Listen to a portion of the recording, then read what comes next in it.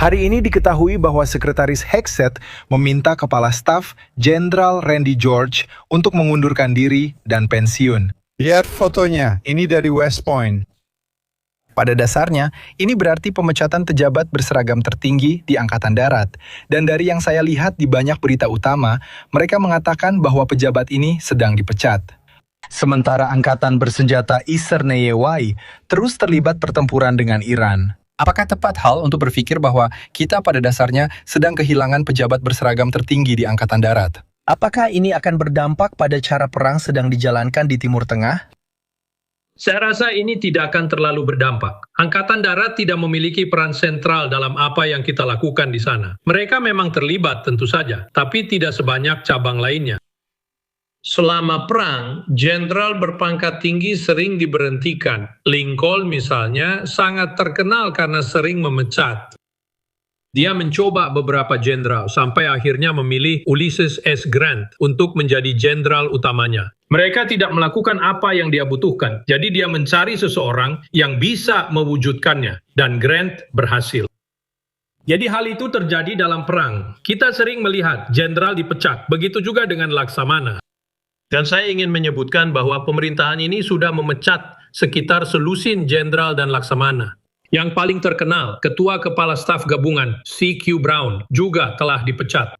Kepala Operasi Angkatan Laut, Lisa Franchetti, juga telah dipecat.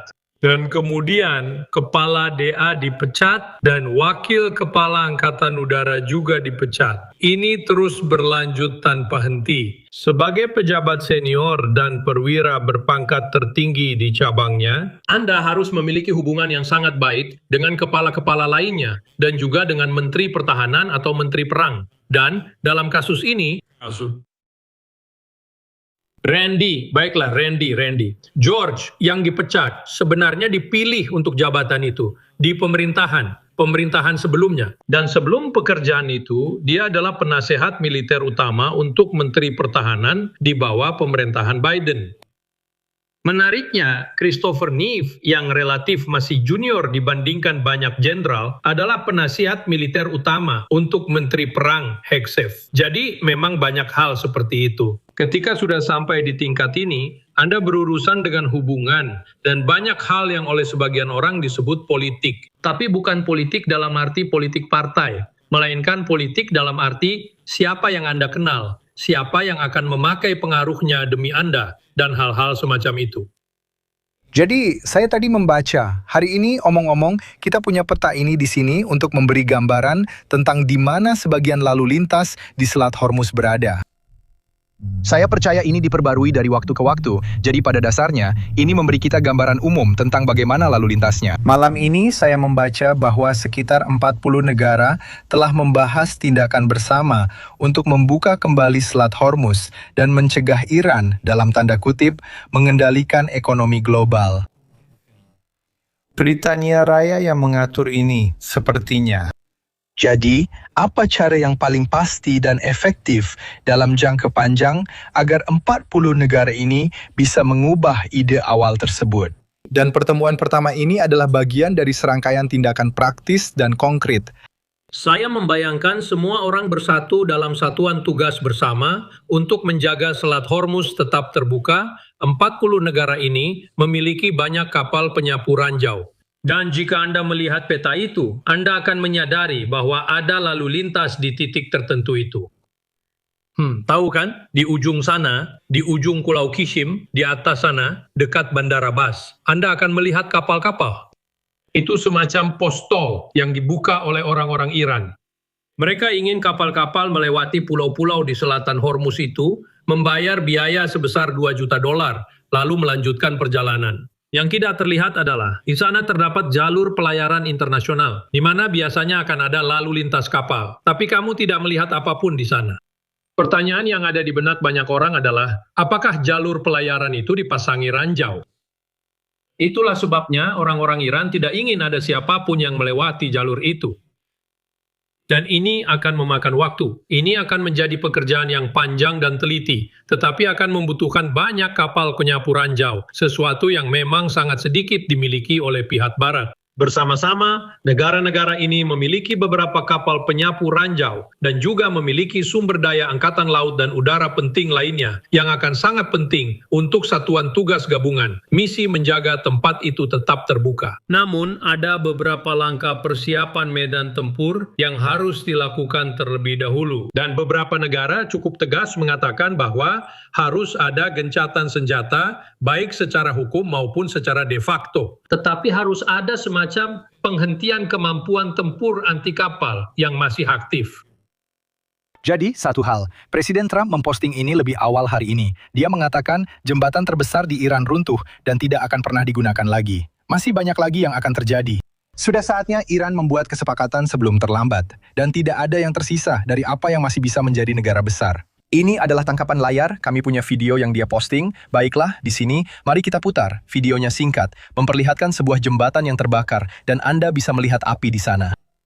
Tanpa grafiknya, terlihat bahwa jembatan itu mulai runtuh dan roboh dengan cepat, setidaknya sebagian. Jadi Raul, saya tahu bahwa pemerintah Iran telah menanggapi situasi jembatan ini. Apa yang sedang Anda pantau di sini? Itu adalah sebuah jembatan besar yang menuju ke barat Teheran, menghubungkan ke kota besar lainnya. Itu adalah jalur komunikasi yang penting, merupakan rute logistik, dan baru selesai dibangun, saya rasa 1 atau 2 tahun yang lalu, tentu saja. Ini adalah pukulan yang menghancurkan, karena itu adalah jembatan terindah terbesar di Iran. Sekarang, sejauh yang saya pahami, orang-orang Iran sedang menargetkan jembatan di sekitar negara-negara Teluk, dan jembatan lain yang bisa diledakkan. Dan yang langsung terlintas di benak adalah sebuah jembatan yang menghubungkan Arab Saudi dengan Bahrain. Saya yakin mereka akan mencoba menyerang yang itu. Tapi apa artinya itu? Ini adalah serangan besar pertama terhadap infrastruktur kritis sejak Presiden Trump tadi malam berbicara tentang membombardir Iran. Kembali ke zaman batu, banyak orang mencoba memahami apa artinya itu, membawa mereka ke zaman batu. Seperti yang sudah kami sebutkan, IOA sudah beberapa kali membahas masalah ini, dan kami sedang meninjaunya. Menyerang pembangkit listrik mereka, dan jika kita menyerang pembangkit listrik mereka, itu secara efektif mengakhiri penggunaan teknologi modern. Di Iran, mereka akan sangat kesulitan untuk mengaktifkan kembali pembangkit listrik tersebut. Sebaliknya, orang-orang Iran akan mencoba mengebom stasiun listrik, instalasi desalinasi, dan infrastruktur lain di Teluk Persia. Tapi ini pertama kalinya kita melakukan hal seperti ini. Apakah ini menjadi peringatan bahwa kita benar-benar serius? Kita akan menyerang infrastruktur kritis. Meskipun hukum internasional mengharuskan adanya tujuan militer, fokusnya adalah pada infrastruktur kritis. Apa itu? Raul, kamu tahu, ada hal lain yang aku lihat diberitakan dan itu berkaitan dengan Yaman. Sepertinya kita mendengar laporan bahwa orang-orang Israel mengidentifikasi sebuah rudal yang diluncurkan ke arah Israel dari Yaman. Pengumuman militer itu datang segera setelah peringatan rudal yang datang dari Iran. Tahu kan? Mari kita bicara tentang kelompok Houthi. Kamu dan aku sudah sering membicarakan mereka selama beberapa tahun terakhir. Mereka sempat tidak aktif untuk beberapa waktu. Ketika minggu-minggu pertama perang ini mulai berlangsung, kita melihat peningkatan aktivitas mereka yang lebih nyata dan berlangsung lebih lama. Baru-baru ini, tahun lalu pemerintahan Trump melakukan upaya besar-besaran untuk menyerang Houthi, menargetkan posisi mereka, rudal balistik dan drone, hampir semua yang bisa dibayangkan. Orang-orang Israel dan Inggris juga melakukan berbagai serangan di sana. Dalam 1 tahun yang sangat-sangat sibuk, mereka memburu kelompok tersebut. Setelah semua itu, sepertinya kita dan Houthi akhirnya menandatangani semacam perjanjian gencatan senjata. Pertanyaan besarnya selalu, apakah mereka akan berpihak pada Iran dalam perang yang sedang berlangsung ini? Seperti Hizbullah ikut campur, sama seperti milisi Syiah di Irak ikut campur. Apa yang akan dilakukan oleh Houthi? Karena hal ini berdampak langsung pada jalur pelayaran sempit vital lainnya, yaitu Selat Bab al-Mandeb, yang harus Anda lewati jika ingin menggunakan terusan Suez dari Mediterania menuju Samudra Hindia. Jadi, ini adalah sesuatu yang benar-benar krusial. Acreditamos que eles vão voltar untuk melakukan operasi anti kapal yang dibuktikan dengan fakta bahwa mereka meluncurkan rudal balistik ke Israel. Ini menunjukkan bahwa mereka sudah mengambil keputusan untuk mendukung Iran sekarang. Jika pada akhirnya rezim di Iran runtuh, saya rasa Houthi sedang mengambil keputusan yang cukup fatal. Karena itu memang satu-satunya negara di seluruh dunia yang mendukung mereka. Itu adalah satu-satunya sumber uang, senjata, amunisi, apapun yang bisa kamu bayangkan, semuanya berasal dari Iran. Jadi, jika mereka tidak mendapatkannya dari Iran, mereka akan sangat kesulitan untuk bertahan dalam hal apapun. Terutama jika ZEWA, Arab Saudi, dan negara-negara lain memutuskan untuk ikut campur bersama pemerintah Yaman untuk mengejar mereka secara terkoordinasi. Kami berbicara sekitar 24 jam yang lalu, tepat setelah pidato Presiden Trump. Dia berbicara kepada bangsa pada jam tayang utama tadi malam, membahas arah perang. Kami sedang siaran langsung dan juga bersama Ben Hamad dari FDD berkomentar bahwa memang sepertinya kita tidak mendengar banyak informasi baru tadi malam. Banyak dari apa yang kita dengar tadi malam adalah topik yang sudah pernah dibahas oleh Gedung Putih atau data yang sudah pernah dipublikasikan oleh media. Sebelum pidato itu sudah berlalu 24 jam. Raul, apakah ada dampak pada perang setelah komentar dari Trump? Ya, pengamatan kami tampaknya memang berdampak. Di pasar, harga minyak naik, pasar saham turun. Tidak ada yang mendengar rencana konkret untuk benar-benar keluar dari perang. Jika Anda berurusan dengan komoditas seperti minyak, gas alam, atau pupuk, Anda tidak mendengar apapun dalam pidato itu yang memberi rasa tenang. Harga-harga mencerminkan apa yang telah dikatakan, dan hal yang sama berlaku untuk pasar secara keseluruhan. Mereka mendengar tanda-tanda bahwa mungkin kita akan melihat penurunan pada produk domestik bruto kita, produktivitas, dan juga pertumbuhan bisa dibilang. Semua itu sudah tercermin. Pasar telah berbicara lebih tegas daripada siapapun tentang hal ini. Tapi hal itu memberikan tekanan besar kepada pemerintah untuk menghadirkan sesuatu yang memperkuat pidato tersebut. Salah satu hal yang muncul dari situ, bagaimanapun, adalah apa yang sudah kita bicarakan tentang membombardir mereka. Kembali ke zaman batu. Nah, itu ditujukan pada pembangkit listrik, tapi berdampak pada infrastruktur penting secara keseluruhan. Di Iran, salah satu alasan keraguan-raguan adalah jika kita membombardir infrastruktur penting mereka, mereka akan membalas dan menyerang infrastruktur penting kita. Negara-negara sekutu di Teluk seperti Arab Saudi, Bahrain, Uni Emirat Arab, dan juga Kuwait sudah mulai menyerang infrastruktur tersebut. Bagaimanapun juga, hal itu akan menghapus semua pembatasan. Setidaknya itulah pemikiran awalnya. Sekarang kita benar-benar perlu menekan Iran agar mereka mau duduk di meja perundingan. Dan saya rasa Presiden sedang mempertimbangkan dengan serius untuk melakukan lebih dari sekadar mengebom sebuah jembatan.